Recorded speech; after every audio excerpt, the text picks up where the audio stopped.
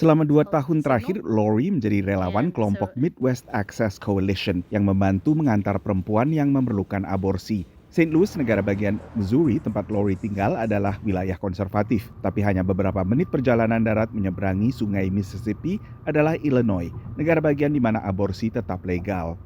20 minutes and it's just like a whole different world. Yeah, so when I give these rides, I get to drive over there and cross the bridge, and all of a sudden I'm in a place where these people can have the medical procedure that they need that they couldn't where I live.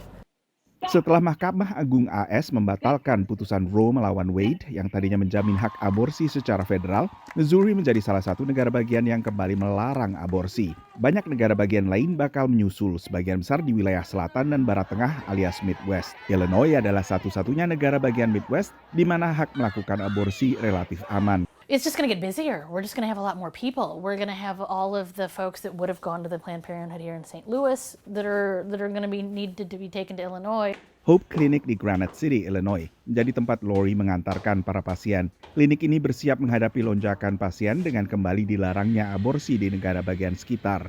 We will see exactly in the months to come how people are navigating to different clinics and to different states for care where they are able to navigate. So I think that some of that is yet to be seen, but we are anticipating quite a dramatic increase in our patient load. Di luar klinik, para aktivis berupaya membujuk para pasien agar urung menggugurkan kandungan. Meski menyambut positif putusan Mahkamah Agung yang membatalkan Roe melawan Wade, sebagian aktivis anti hak aborsi menilai bahwa perjuangan mereka masih panjang, seperti dinyatakan seorang aktivis yang tidak mau memberikan namanya kepada kantor berita AFP. It's not really a big victory. Abortion is still available. You just drive around here or there or something like that. But at least it's getting out into the notion that not everybody says this is okay, not everybody agrees with this. Bila klinik di daerah perbatasan mulai kewalahan, Midwest Action Coalition menyatakan siap mengantar pasien lebih jauh lagi hingga kota terbesar Illinois, Chicago, 5 jam perjalanan dari St. Louis.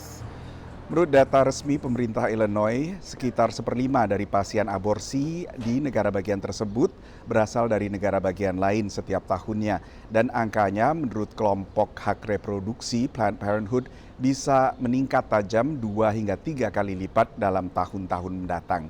Dari Washington DC, saya Nova Purwadi dan tim VOA.